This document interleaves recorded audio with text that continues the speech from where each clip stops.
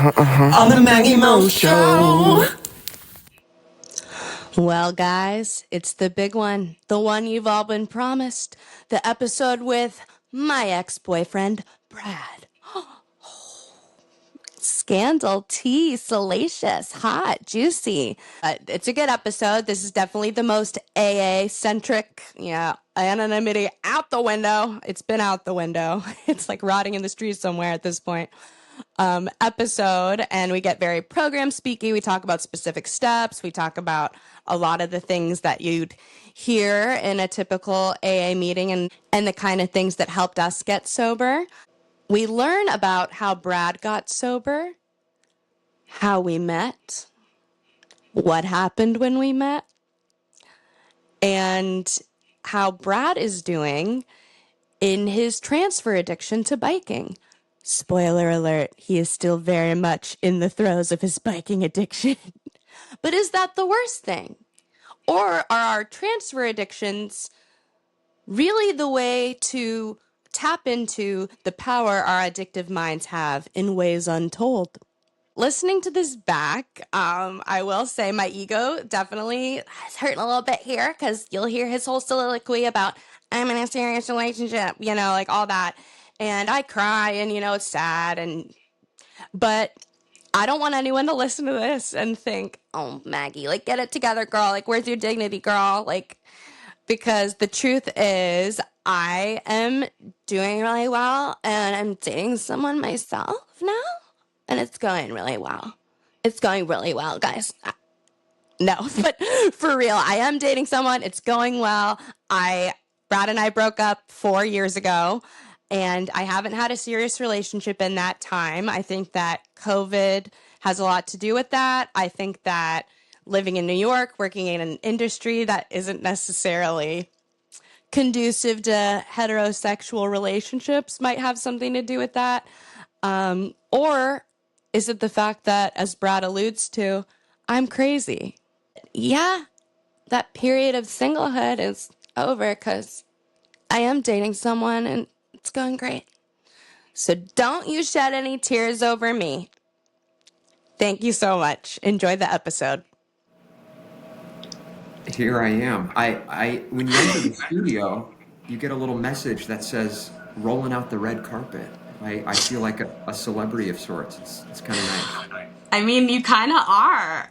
Everybody, welcome to the the Maggie Mo Show with me, Maggie Mo, and the one, the only, my ex-boyfriend, Bradley Chet. Welcome. Thanks for having me. I don't know what I'm getting myself into here, but here we are. Here we are. So you were saying you called in sick to work today? Yeah, You were sick of not biking? precisely. Yeah. I don't normally do that. I'd actually kind of pride myself on being a pretty reliable employee, but I don't know. I don't know. I've maybe done that like 2 or 3 times ever in the history of my jobs, but today was one of those days, and a friend is in town, and we rode together, and we had a good old time. So I don't regret it.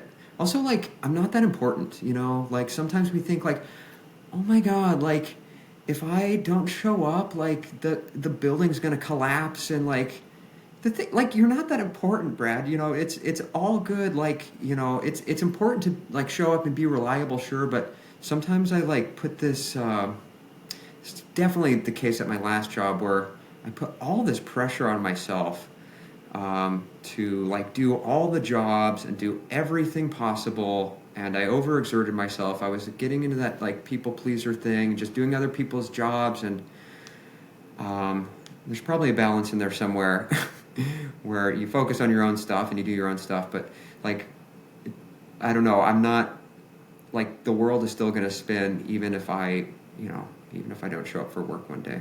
So and that it did. As far as I'm concerned, we're still spinning, so yeah, exactly. The point stands. Right. On my bike ride today, a moment of serendipity. I ran into my sponsor, Smitty, and and boob expert himself. BE. BE, the Let's one and let the only. audience know who is BE, aka boob expert. BE is a man in his 50s or 60s, first of all, who, you know, talks like he's a 19-year-old most of the time. Somehow he's a really successful business guy.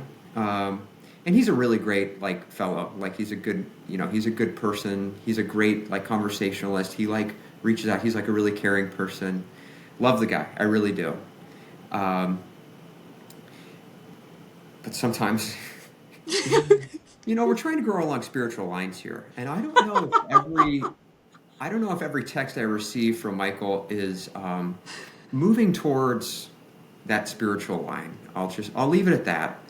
A lot of Instagram posts I get sent, scantily clad cyclist chicks. It's kind of funny. Again, I love the guy, but sometimes like I don't need this all the time, right? And he just. I was in a group chat a long time ago, Brovid, and Yes, Broven is so iconic. he really tore it up in Brovid because Oh yeah, I do. Brovid was a safe space for all the vulgarity and all of the character defects you could ever imagine.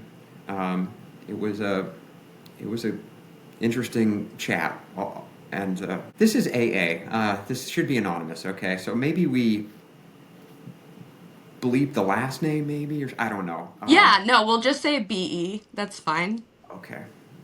Yeah. I think the bottom line is that, we're not saints. We're just trying to grow here. And, like, friends like that, he's a good guy. He's a good guy. Yeah, he's brought us a lot of laughs over the years. That's right. He said I was cute though, right? I think a lot of people have said that. I'm like, who, me? Yeah, I know. I'm just like fishing for cum. Like, we got a big one. No, you know that. But I remember though, because I think that there was something about like, you were like, oh yeah, like he said you were cute though, and I'm like, does he know I have no tits? Like, aren't I the antithesis of his type? That was good. I think he's such a dog sometimes that, there's, he could find, let me say, never mind. I'm going to retract any statement I'm about to say. I'm not saying. But no, He'll take what he can get, is what you're gonna say. No, but he definitely thought you were something for sure. That's what we like to hear. Yeah. Well, so speaking of, because we're kind of on this subject, what was your first impression of me? I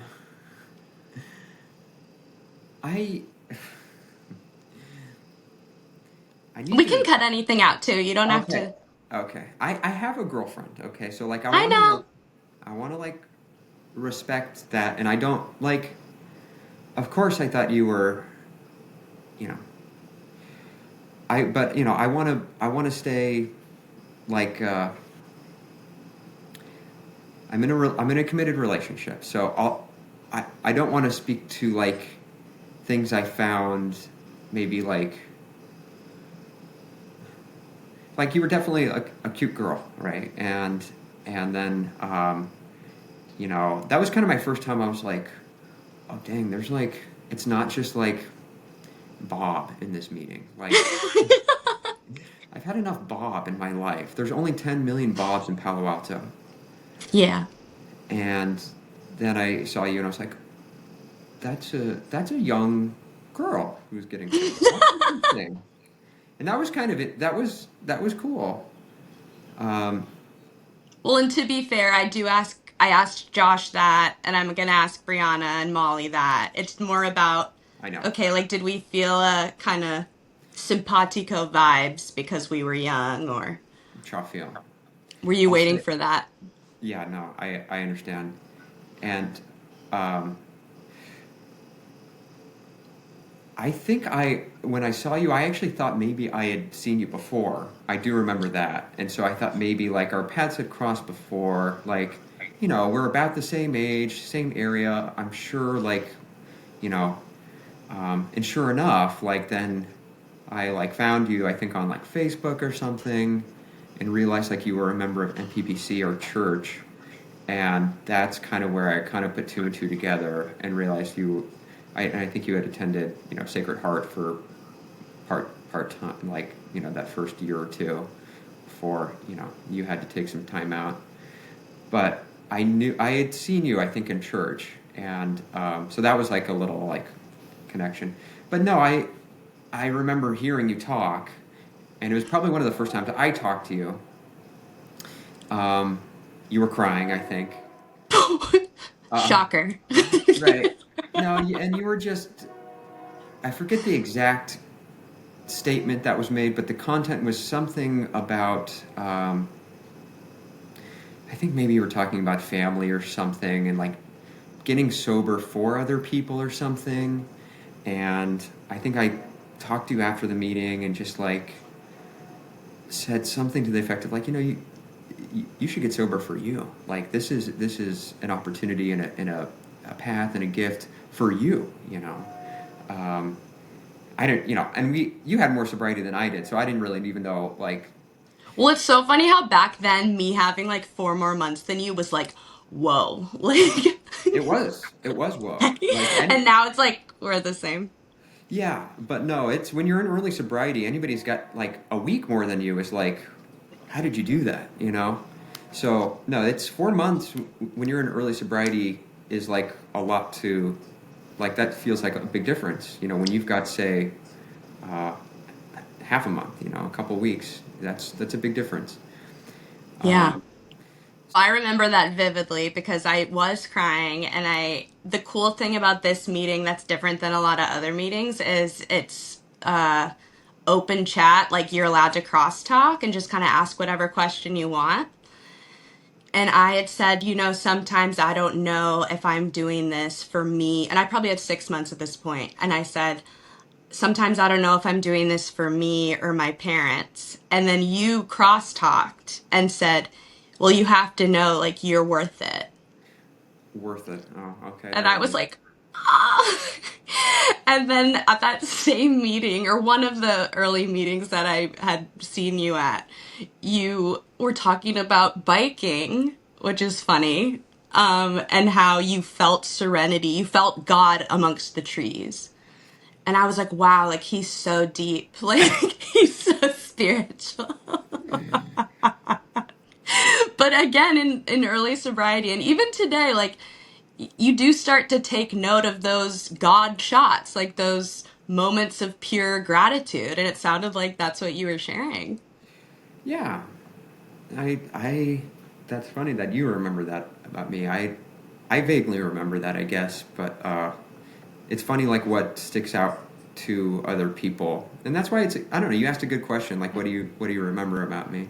Because sometimes you don't know how you're perceived by others, or you know, until sometimes you don't know how much you're appreciated by somebody until they say something, right? Like, and that's a good feeling.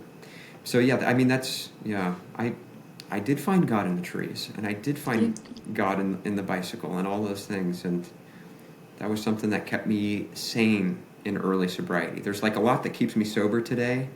I've worked the 12 steps. I'm a member of AA, but in early sobriety, that like that bike and going after times on hills, it was something that kept me just like it was a transfer of it was a transfer addiction in the beginning, really, and it maybe to this day still is to a certain degree. I can admit that, but it is about the obsession of the mind. Like I would just obsess about it, and yeah, God was there and in the trees, but yeah, there was still a lot of ego in the beginning too. There was a lot of like, look at me, look how fast I can go, and look at, I don't know. In early sobriety for me, I wanted to prove people wrong. There was a lot of people that didn't think I could get sober. So I said, F you, watch this. And like, that's not like the foundational principles of AA, but like in early sobriety, that was something that kind of motivated. It was kind of a carrot. Like there were a lot of people that didn't think, because I had made promises before, and they didn't stick, and a lot of people knew I had a problem. Um, I knew I had a problem, and a lot of it in the beginning was really proving to others and proving to myself what I was capable of. And I think there was some ego in that. And that's not what keeps me sober today, but it was something at the beginning. Yeah. Sometimes I think whatever gets you sober, it doesn't matter as long as it's kind of catapulting you in that direction. Because then you just Right. gotta hold on to it and then it will become real for you. Like, even in those early days when I was like, well, I guess I'm doing this for my mom and dad. But the thing that was a little interesting is I don't think I'm gonna have them on, but so I went to rehab. Mm-hmm. And obviously at rehab, the biggest thing was go to meetings, get a sponsor, get numbers, be in this community, people, places, and things. And I think my parents, I still remember, I'd be like, okay, guys, I'm going to AA, like when I moved back home right after rehab. And they were kind of like, oh, okay. Like, I don't think they actually expected me to take it that seriously. I think, and they had such a kind of vague idea of addiction. And so to them, I think they were like, we're just going to send her to this rehab and then she'll be cured. And then, like, bada boom, bada bam, like, like, we'll get our daughter back. But I kind of made it clear through my actions at first that, like, no, guys, this is a one day at a time, every day kind of thing. Mm-hmm. That's the And that's the perception from a lot of people is like, you go to your treatment at the beginning, you go to a few meetings at the beginning, and then you're kind of like good to go after a while. And it's a daily reprieve, as we say, right? I mean, it's something as that, we say, and it's like funny because the disease of like it can manifest in so many different ways, right? Like you don't have to pick still up, dealing with it. right? You don't have to pick up again. You don't have to pick up a drink or a drug for that like little devil to kind of show up in your life. I mean, it can be in, you know, like sex or gambling or even just lying and cheating and like taking the shortcut with things and um, I don't know, like character defects are still very much part of my, we're just trying to grow along spiritual lines here, but it's that that disease, that little devil can show up in so many different ways. Whatever gives me that instant gratification, the phone, right? Like TikTok, it's just like give me dopamine now. I just want it now, and I'm willing to like push down these other maybe like values in my life in order to get that. Like you that's generally what you're doing. You're just kind of like putting aside maybe something, I don't know, more important or whatever to get that like. And there's balance with everything, but I don't know, like it shows up. It shows up all the time. I get angry, I'm driving and trying to control things. You are the angriest driver I've ever been in a car with. I have a problem with control sometimes. It's really difficult for me to, you know, uh,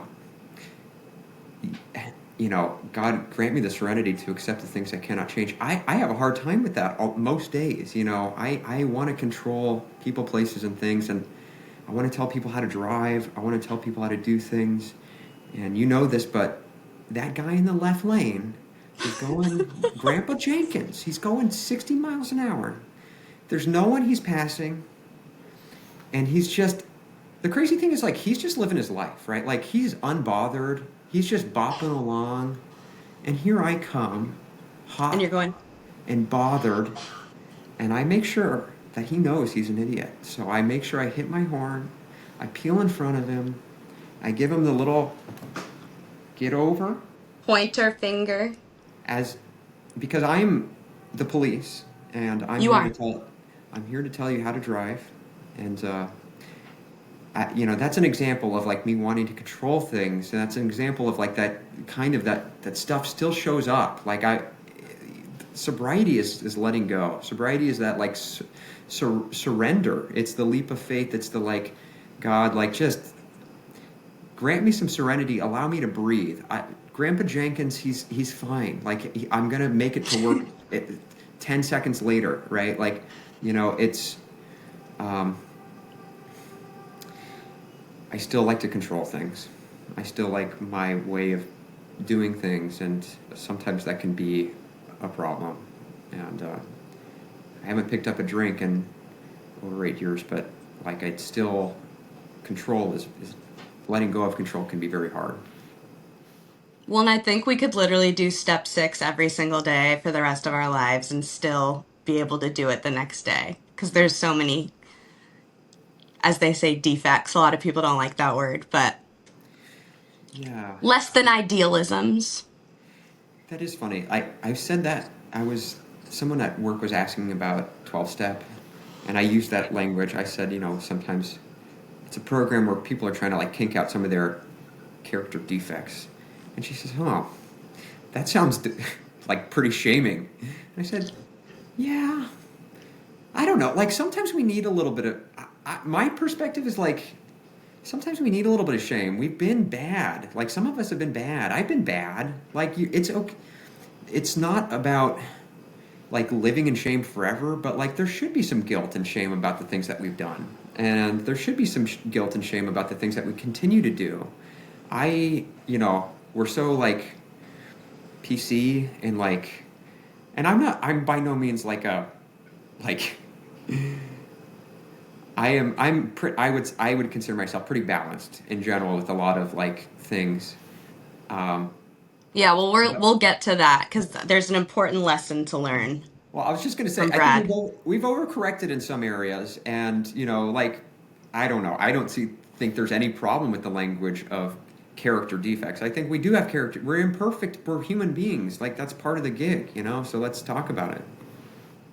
Yeah, it's interesting though, because I feel like there is that question or something when I started getting into Tony Robbins, to be honest, love him to death. And I think he does a lot of good things for addiction. But there's this premise of limiting beliefs.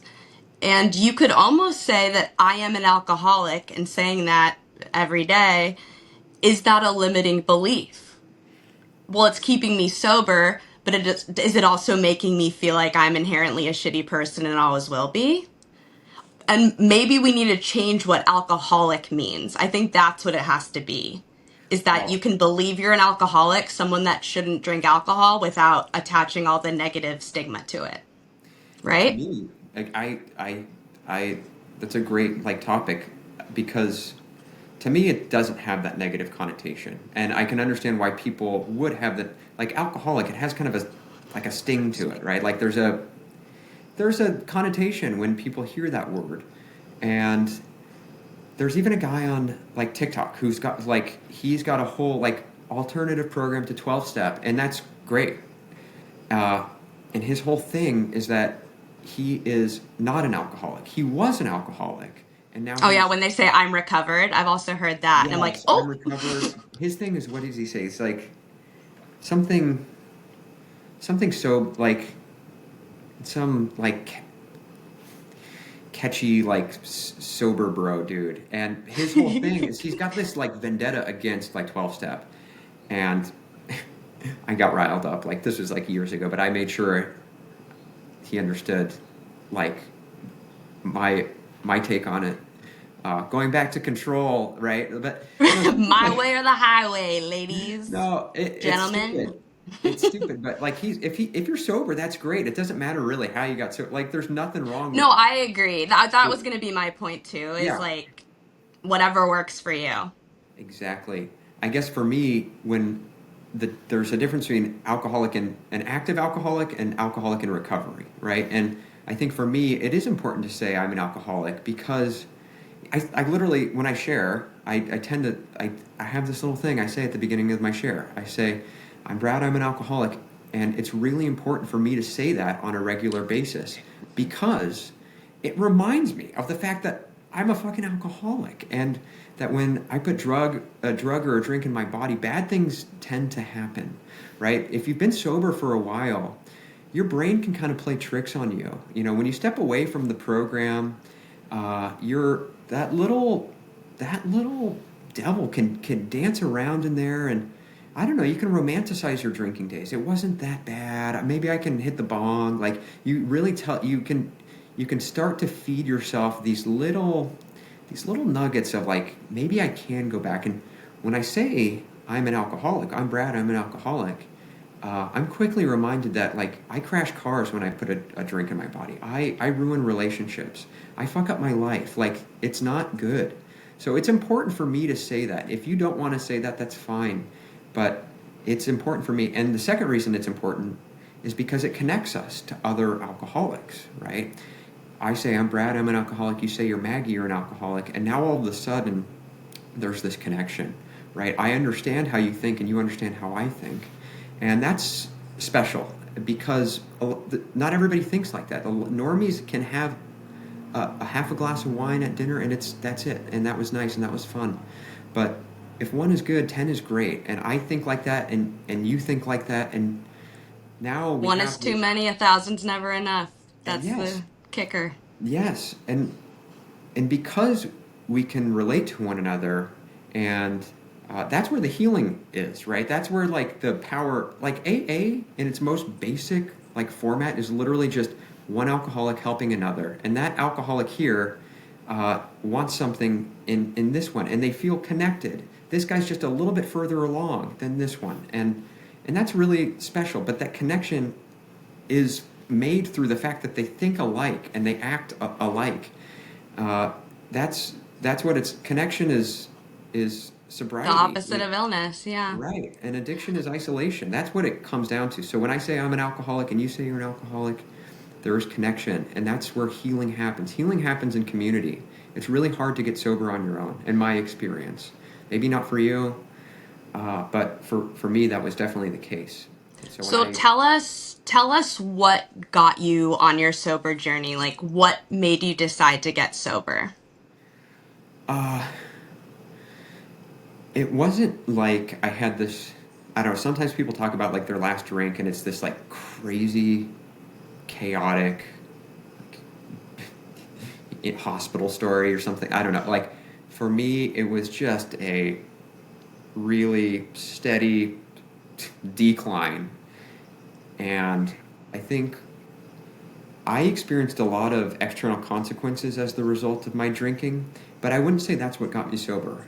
I come from a nice white family in Menlo Park, and that my parents cleaned up my shit all the time, and honestly, I love them. I'm so grateful for that. Had they let me fall on my head a little bit more, like in, like, so many things, like, I probably would have grown more. But because there was this, like, safety net around me, I actually drank for quite a long time. I got a DUI in 2013, and I didn't get sober until 3 years after that. Like, that should have been, like, it, right? For a lot of people. That was the beginning of the end. That was definitely the first, like, oh. Right. So I guess to answer the question, for me it was what was going on inside. Emotionally, I got really, really low. I got really depressed. I got really a lot of anxiety. A lot of depression was happening, and it was a direct result of drinking. It was also my solution, obviously, but that cycle, you're sad, you're anxious, let me drink. Okay, I feel good for a minute, but now the next day I feel even more sad and more anxious. And that we can all relate to that, I think, a lot of us. And I guess it was just enough was enough. Of course, it wasn't like I just woke up one day and that was it. I was on that cycle for I wanted to stop for like probably a year and a half. I was, like, consciously trying to either stop or really figure out a way to manage, and I just couldn't for the life of me. I did a Kaiser harm reduction group, and that just further proved to me that it was all or nothing. So at some point I knew it, like, I either have to get sober or, like, this isn't going to end well. And then I got my buddy took me to an NA meeting, and I saw young people getting sober, and that's where that connection happened. Like I was like, whoa, like he kind of looks like me, he kind of acts like me, he kind of thinks like me, and that was profound. Like let me tell you, like that is the essence of it all. That is the essence. It's the connection and the understanding. And I continue to go to meetings because I liked them. After the first or second one, I was like, I kind of like hearing these stories. I like these people. There's a little, Yeah, we are the right audience for AA because we love stories and we love people. It can yeah, be very like live theater at times. it really is. And you hear these like David and Goliath stories where this guy's like in a ditch, right? And like now he's like an accountant, right? I don't know. Like Now he's the mayor. Like, you hear stuff like that all the time, and you you're like, do. how did that happen? And now you're intrigued, and now you want more, and now you're like, maybe I want some of that. So I went to meetings. I never went to a treatment center. I never went to rehab, but I continued to drink. So for probably a 6-month period, I went to meetings probably 3 or 4 times a week, but then would continue to drink. And I, Did you yeah, ever get a chip or were you ever like day one again, like oh, that? I was not that guy. Yeah. I hung out in the back. I intentionally left early. I got in late. I knew people noticed me, but I really like made an effort to like not interact and just observe. And Because you weren't really ready to lay it all out there. Because you probably knew they would be like, hey, you are an alcoholic. And you'd have to be like, well, fuck. Like, well, that's exactly what happened. I mean, eventually I got caught. Like somebody approached me, and now I can't escape. And that was a guy named Mark, and he shook my hand, and we talked. Woodside, uh, was this Big Daddy Mark? Big Daddy Mark, Glass Man Mark. He Yes. talked to me like a dude. I was a dude, and I saw myself in him, and he saw himself in me, and uh, yeah, You I. know, he like had a crush on Brianna. That was like our whole joke. She'd be like, okay, Daddy Mark. Well, he's caught. Okay, so now I can't escape. Now he's texting me, and now I'm accountable. And now all of a sudden, he's asking how much time I got, and I'm not gonna lie. So I would tell him like I would drink, and he said that's okay. Try again tomorrow. And I said okay. And eventually, like honestly, it's not like this. I don't know. At the beginning, there was no burning bush moment or anything. It just kind of started to happen. The whole thing was felt gradual. Like I knew I wanted to stop drinking, but that took a year or a year and a half. And then I'm going to meetings, and that took 6 months to like put the drink down. So like the whole thing was just like this fade to sobriety. For some people, it's this like maybe for you, it was more this like day. Like you got in the car and that was it. Like you said goodbye to your old life and you said hello to your new one. And it was this like marked shift. And for me, it was this more gradual thing. But something stuck eventually. I got like 3 days. And let me tell you, if you drink every day, 3 days is a long time. Yeah. I I got a week and then 2 weeks, and I'll say, I never needed like. Sometimes people ask me like, did you ever like need detox? And the answer is no. I drank regularly, but I was never a morning drinker. I might have been shaky in the beginning, but like I never had like DTs or anything. I don't think even close to that. So I was definitely an alcoholic. Like I don't need to Hmm. give my resume here, but I didn't require a medical detox. I didn't require the. It just kind of happened, and I got a week and 2 weeks and a month, and I start picking up chips. I start saying my name, and now more people got my number and more connections, and yeah, I think I answered your question. I think your question was like, what? Yeah. Yeah, go ahead. Well, so obviously, whether you like it or not, you are a big part of my own sobriety story and just kind of my life story in general. And I think there are some things worth talking about, without being disrespectful to your girlfriend, just as a commentary on how a relationship would work if you're both sober and the difference between our relationship and some of the other relationships I've had with addicts. So we met, and I obviously liked you from the day one, and I'd be like, oh, the cute guy from AA, and so I'd kept going to that meeting. I loved the meeting anyway, but I definitely had a crush on you. And then we were friends for how long before we started dating? I want to say we met in like maybe spring or summer of 2016. I want to say. Well, it must have been because my sobriety date is May 15th of 2016. And that's when I started to go, I think, more to more meetings, to that Palo Alto meeting. So I want to say probably summer of 2016. And that's when we're friends, yeah. And I was dating another girl named Cassie. That's a whole another story. Well, do you want to say my famous quotes that I said to you?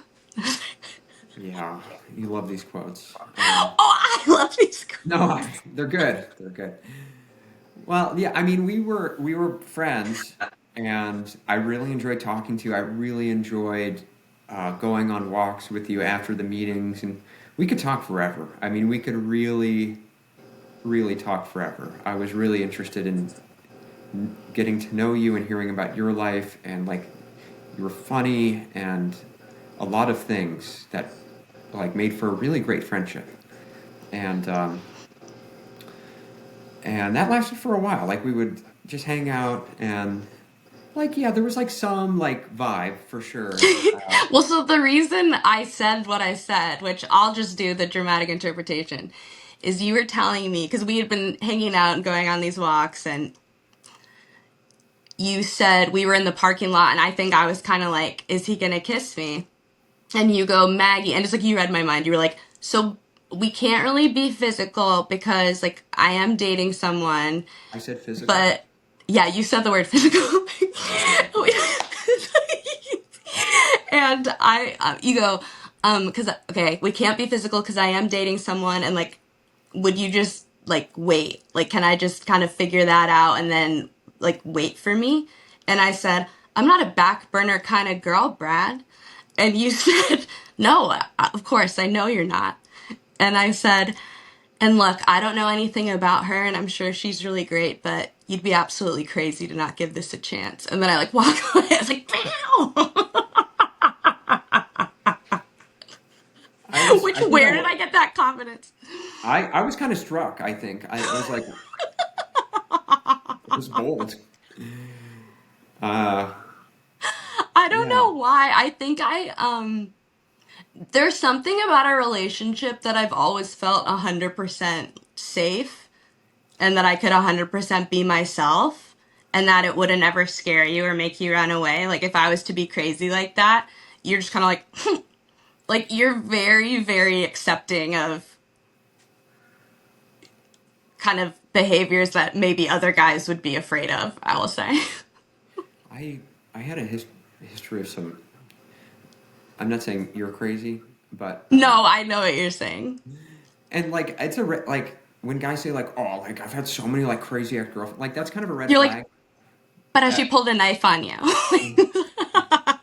Sorry. I've had a couple, and like I think that actually maybe says something about maybe what I've sought in the past. Like I've actually sought the kind of unstable girlfriend because like it like feels good to be needed, right? Like it feels so validating, and like I'm here like drinking vodka every day, and like um, a lot of like stable girls that like got something going for them probably wouldn't be interested in that guy. So I think that was a pattern that probably I created to a certain degree as well. Like I kind of I sought that like kind of what I know today to be more of like a what you might call like borderline type like personality, like that kind of thing, that unstable like chaotic kind of maybe because of like the history that I had had with some of those girls, like not much phased me. Yeah.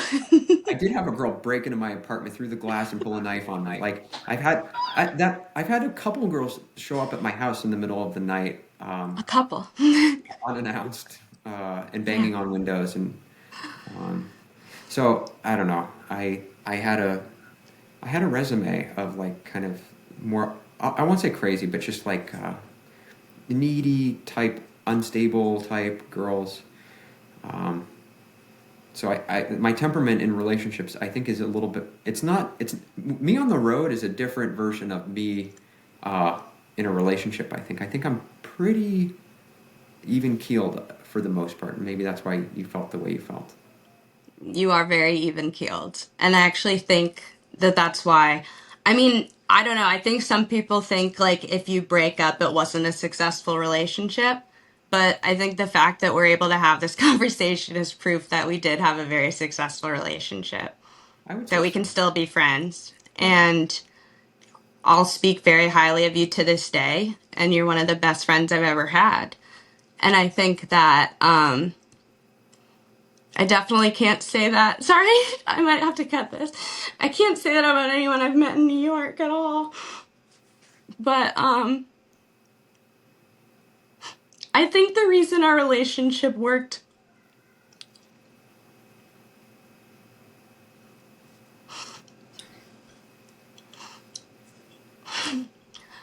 I think the biggest reason our relationship worked, and this kind of ties back into some addict behaviors that we still have despite not using or drinking. I'm a really extreme, intense person. I think if I like you and I decide I like you, I'm like full speed, like foot all the way down on the brakes. My dad used to say, "You have no brakes. You have no brakes," Mm.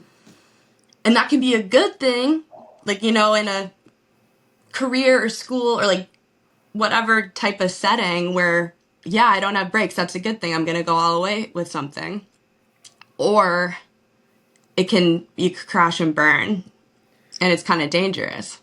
It's a high risk, high reward, I think. Yeah, yeah. And the highs are You've high and all the lows are low. right. You've always kind of had, I think, your uh, tolerance for risk, I think, is much greater than mine in like a lot of areas of life. You're the you roll the dice. You take the leaps. I get a little bit more scared and hesitant to jump off the diving board. I think you're more just sometimes you're just bold. I think in that sense, and yeah, it's Yeah. But I think so. I almost think someone like me does need someone more like you because I need someone to tell me, like, hey, don't jump off the diving board. It's like 2 feet of water. Or, like, hey, Mags, like, oh, your gas tank is empty. Maybe don't drive, and that was you. And so pretty early on in our relationship, I wanted to, I was all in on you. And I've been all in on probably 3 people in my life. And yeah, this was one of those, I was like full, like hard eyes, hard eyes, hard eyes. And about 2 weeks in to us dating, I was like, hey, come on this trip with me. Like, let's take a trip to LA. And we were in the parking lot at church. And you said, Maggie, I really like you. But every time in the past that I've tried to move too fast, it hasn't worked out. I don't want it to crash and burn between us. Like, I want it to work out, so I'm not going to go on this trip. yeah, Do you remember that? vaguely. But I think that's probably what. Well, you're maybe getting to this point, but that's probably what launched us into a good, like, sustained relationship there for a while. Yeah, like maybe it would have been fine, but yeah, I see the point. Like I do. I'm the brakes. You're the You, gas. yeah, exactly. And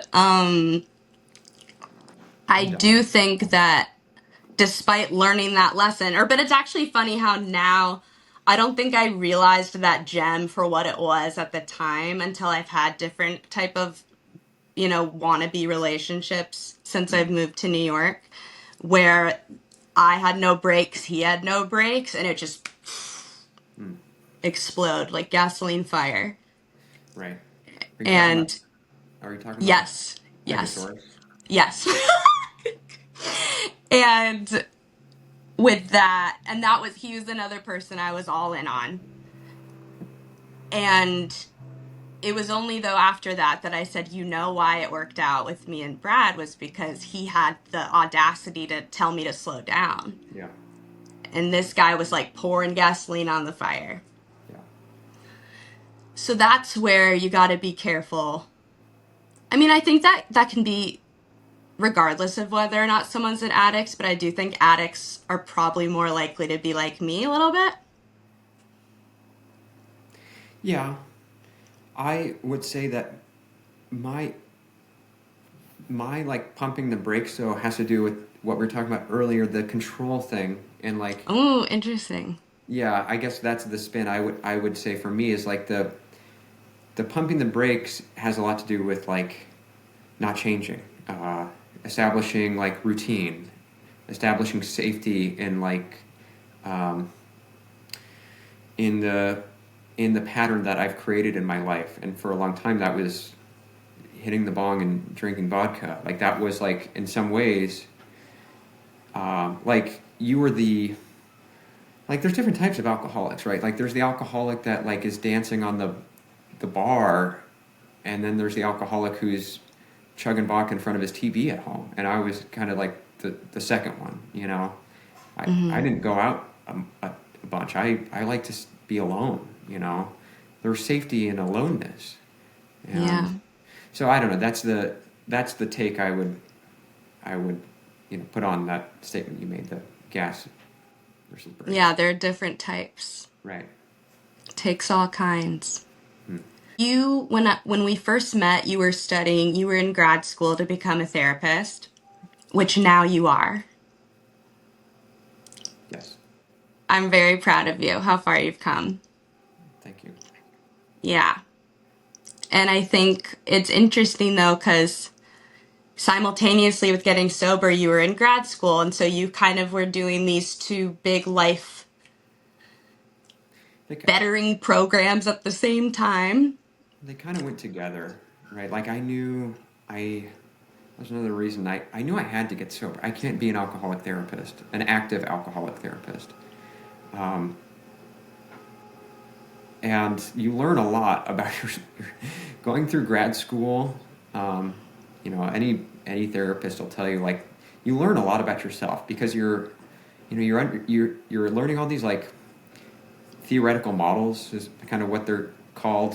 Um, Most therapists use theoretical models when you're working with them. That's something like CBT or DBT or narrative therapy or family systems therapy, whatever. There's like all of these different lenses that you put on when you're in grad school, and you kind of look at yourself and you learn a lot. And that was helpful for me to kind of understand, I think, why I had some of the tendencies, character defects, whatever you want to call them, that I had. The behaviors, but a response to the underlying stuff, right? The behavior is the Mm-hmm. solution. The drink is it's not my problem, it's my solution, right? It's what I use to cope. And so grad school allowed me to kind of see what was going on underneath the surface a little bit more. And it helped because, there's some in 12 step, there's not a huge emphasis on understanding why we drank.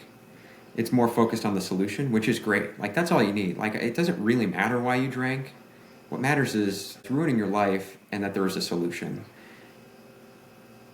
For some people, they want to know a little bit more. Why am I like this? Like, what is this underlying subconscious turmoil inside of me? Like, what is happening?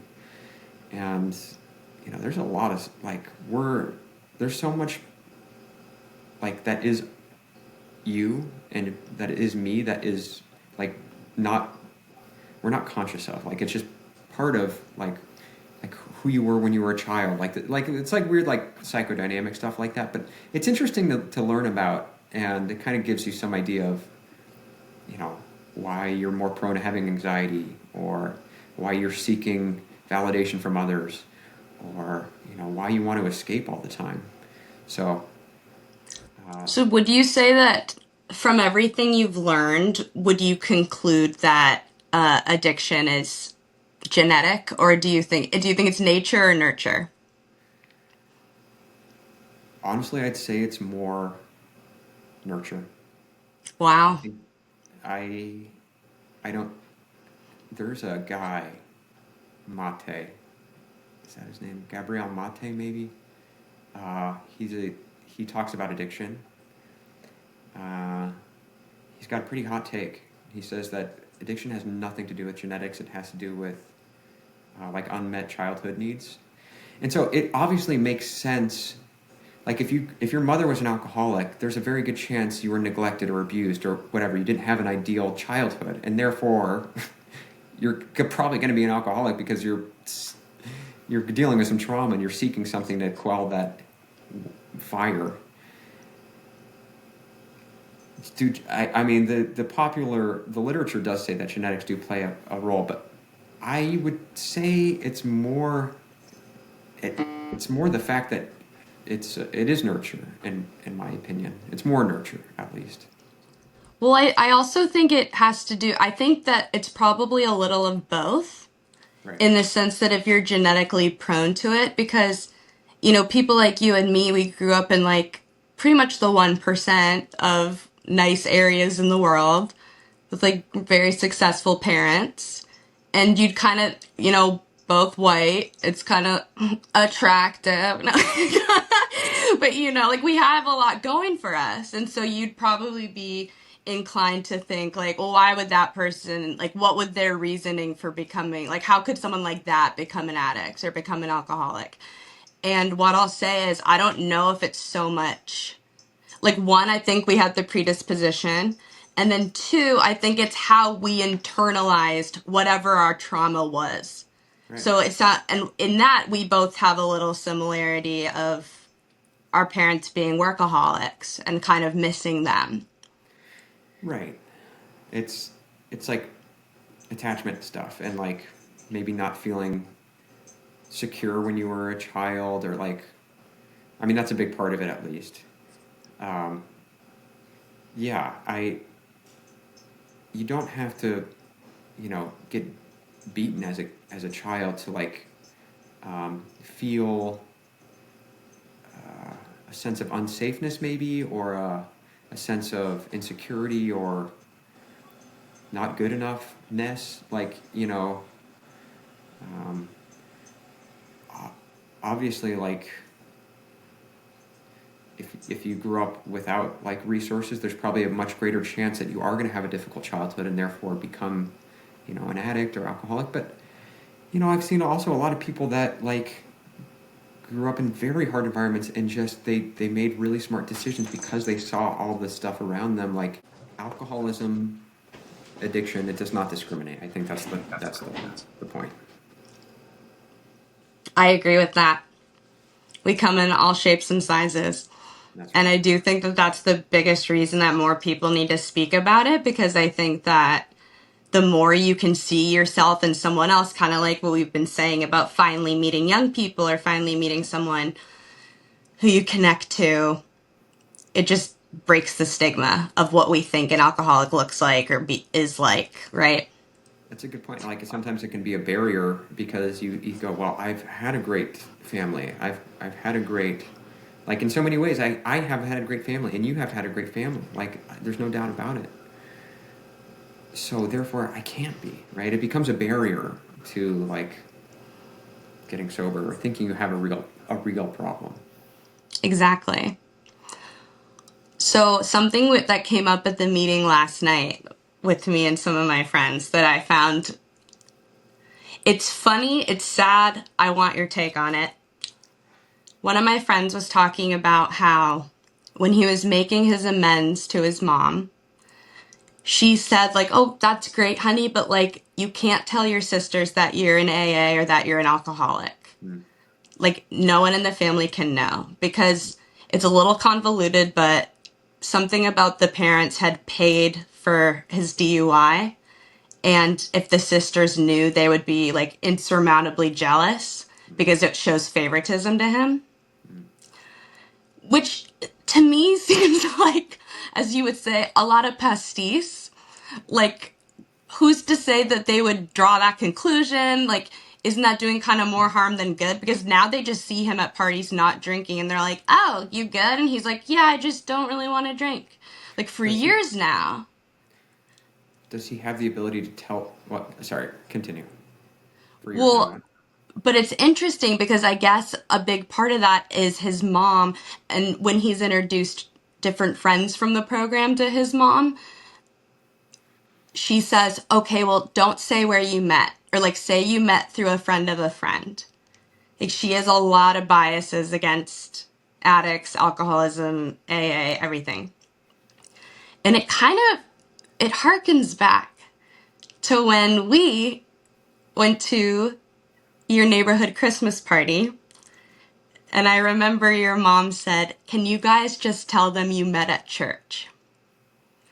And I didn't really mind, but it is interesting. And you told me something today, and we can delete anything if you're not comfortable with it anymore, but it reminded me exactly of what I just said in terms of older generations having different biases against addicts. Yeah. Harkens. It harkens. You're the only one that appreciates my vocabulary. I'm like Harkens. What? Where did that come from? No, the best Brad quote, though, is I said, it would behoove you to make reservations. And you go, we'll leave the behooving to the horses. Do you remember that? It was my Instagram bio for a minute. Yeah. Yeah, you use That was pretty great. some good vocab. You read a lot more books than I do. So, uh, the the topic though, I think my parents like are like not only accepting but also understand, like that like people like you and me go to AA, and like a lot of people go to AA, but I think they're cautious. Maybe, like I don't know. Like I don't think they're in the wrong for telling us like, hey, just tell them you met at church. Because there were a lot of like old people at that dinner, and you don't know what somebody's going to think, and so my parents happen to be like pretty private in general. Like they don't disclose much information, and I think they're very fearful of what people think of them, people's judgment. People do judge, but like you and me, I think we're a little bit like, so what? Like but my parents, I don't know if it's a generational thing. Like when I was getting in trouble in high school and in college, my mom was so distraught that her eldest son was, got. I remember there was a time when I was smoking weed with some friends in a abandoned construction site in Atherton, actually. Um, On and Alameda? it wasn't on. It was very close to my house. It's kind of Oh. like kind of by Circus Club, Okay. I'm trying and to think of that street. I think it's Park maybe, but Yeah. anyway. I think the owners of the house was like almost fully constructed. So it was like, there was this we were on the second floor and all this. And I think the owners like came to check the construction site, and they saw us. We didn't see them. They called the cops. The cops, they called our parents, and our parents took us home, and like, that was that. But my mom was like so distraught that, yes, I got in trouble, but the real like conundrum for her was that now people are going to know that Brad got caught smoking weed, and what are they going to think of her parenting and um, her family? Like and to be fair, like yeah, I brought shame to the family, sure, but that wasn't her concern. Was like she was going to be judged for being such a terrible mother, and that she is so.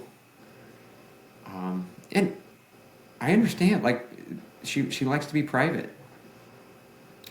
She gets really concerned with other people's judgment of her, Mm-hmm. and I don't really care as much. And I had this write up I posted on it's like So this is a big deal, by the way. So Brad's had a goal since 2016 to bike a certain hill in what area would we say that is? Still it's Redwoods, Woodside. Woodside? Yeah.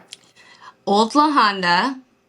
If you're on Strava, check it out because B-Town himself has clocked in at a sub 16 minute Old La Honda. And this was the white whale, as he calls it. Now I'm just stealing from your paragraph. Tell I me. kind of want to read the description almost, if that's Yeah, okay. please do. Because it's kind of it's silly. It's like an arbitrary goal I set for myself a long time ago. But on Sunday, I achieved this biking goal. Okay, bear with me here. Well, this is inspiring because it just goes to show you can never really give up on your dreams or your goals. I will share that, and I said this I think earlier in the podcast. Is this a podcast? Yeah. Okay, I said this earlier in the podcast.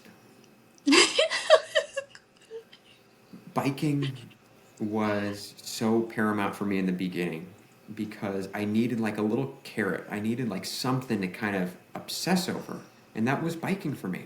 So I got really, really into cycling in 2016 when I got sober, and there is a hill, like Maggie said. Um, that's kind of like an infamous little hill in the area. It goes up the skyline, and it's it's 3 miles at like 8%, which is pretty steep. So it's not like just like a 1 minute hill. Like it's a you know for most people, it's for some context. Okay, I rode with Lee, my buddy Lee, and Saving a seat for you, buddy. That's what you no said, kidding, Ali. no kidding. We'll cut it out if you don't want me to say it. L. For some context, like we rode up it in about 45 minutes. Okay. And the first time I did Old Honda was probably about 40 minutes also. Um, but on Sunday, I achieved something that I had set for myself a long time ago. So I'm just going to read this. It was kind of special. Okay, so some of you might be familiar with the application called Strava. It's a runner's app. It's a biker's app. You record your rides and your runs, and it uploads it to a website or a platform. And it's like social media meets fitness. It's pretty cool. You can give people kudos and root people on. And then there's also something really neat about Strava that it times your efforts on certain stretches of road or stretches of trail. And it puts that time up on a leaderboard. And so you can get really competitive with it. You can get really into it. And this is like where that addiction part of me really came out. Like I wanted a number so badly. I wanted a little cartoon emblem that said personal record. Like it's so silly, but that little emblem that showed up, that was like so, it just hit me so good. It's that dopamine hit, okay? So There we go. the title of this ride is 1549 OLH. And I wrote a write-up. I don't always write a write-up. I usually don't. But when it's a special ride, I do like a little write-up, okay? So I'm going to read that. Oh, man. Old Honda has been a goal of mine since 2016. I've had many goals in cycling, but sub 16 OLH was the goal. It's been my white whale for years. Today, with a little help from a very selfless Benedict Buns, my dream became reality. He's a friend I ride with. I Benedict my remember balls, as I refer to him as. we rode today. He's hilarious. I remember riding my dad's mountain bike up Old Honda in high school days, circa 2006. Wait, actually, sorry. Let me take you back. Buckle up. Okay, it's not that long. I remember riding my dad's mountain bike up Old Honda in high school days, circa 2006. I remember thinking it was the most epic thing ever. A road, nay, an engineering feat of perfectly steady yet challenging gradients that weaves through beautiful landscapes of awe and wonder. If I can make it up the road without putting a foot down, that was an accomplishment in 2006. When I got my first road bike in 2009, I would hand time my efforts, and I was stoked when I saw anything under 25 minutes. I started talking to other cyclists and quickly learned that OLH was the benchmark climb in the area, a climb that everybody went for and touted as their cycling badge of honor. I heard about the legend of Eric Heiden, former Olympic speed skater, who had done the climb in 14 minutes. The allure grew. History and prestige marked this beautiful segment. Enter 2016. I get sober. I downloaded Strava. My obsession with cycling and Old La Honda grows immensely. I saw what people were capable of and my mind was blown.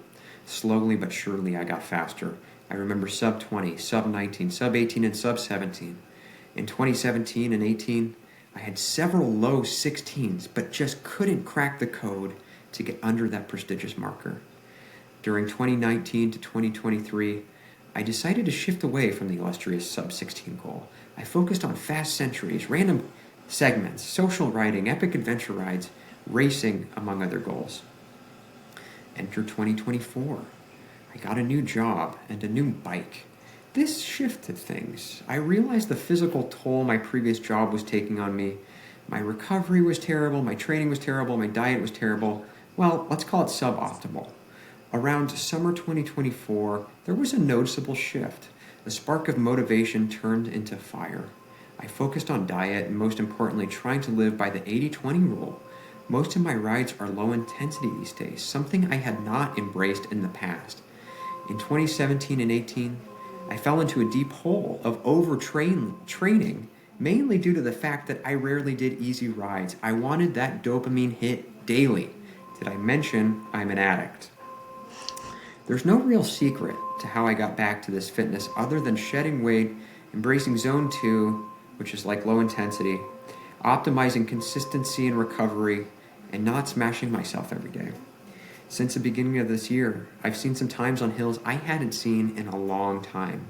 Suddenly, the once forgotten goal of sub 16 reappeared as if to say, "Did you forget about me?"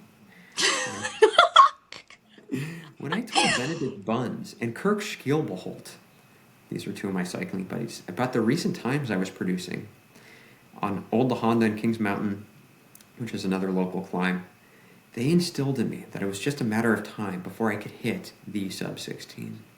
Nevertheless, the prospect remained daunting.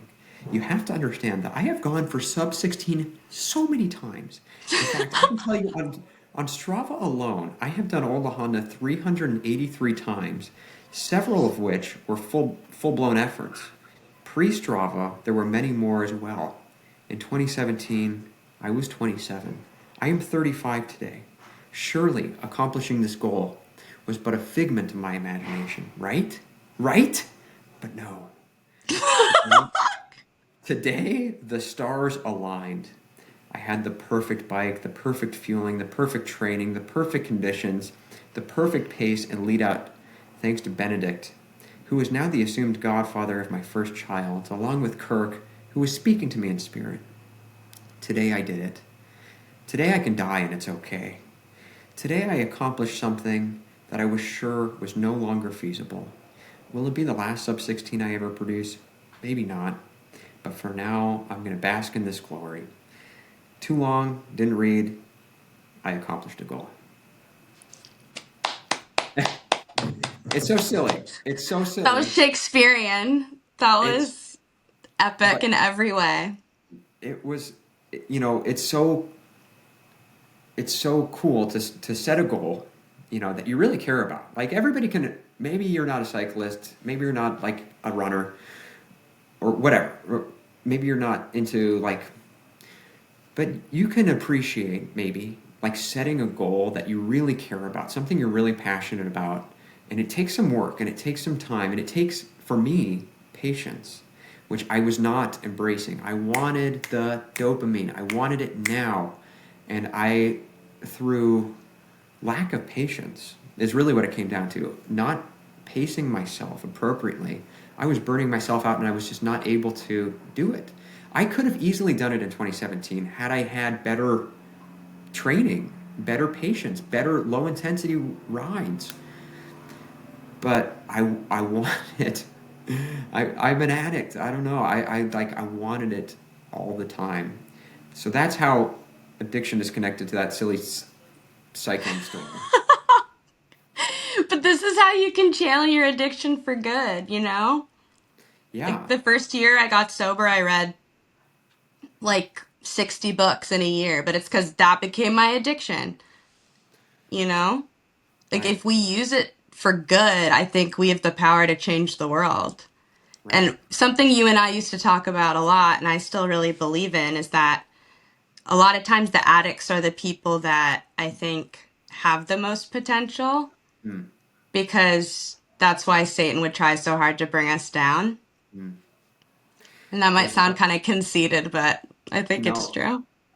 there's a lot of elite athletes that do have addiction backgrounds. I'm thinking of one guy. He's a Canadian triathlete, uh, Lionel Sanders, and he talks about he was he was chugging beers and all this stuff and a lot of coke, I think, and now he is one of the, if not the best, like triathlete on the planet. Like he is just an insanely talented cyclist, runner, swimmer. He is. I mean, on old Honda, I bet he could probably do under maybe 13 minutes on a good day. Like, Damn. and that's really that's like significant, or maybe I don't know. Like he's very talented, and he's an addict. So you can, like, yeah, to your point, channel that obsession into something that you can get really passionate about. The key is to calibrate when you need to. I think that for me at least, that was like I needed to pace it just a little bit differently when I first got into it. Yeah. Absolutely.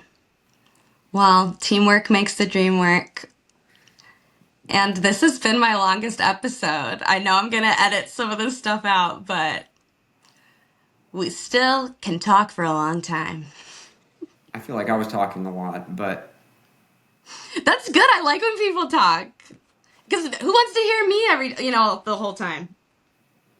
They'll hear me every episode. This is the Brad episode.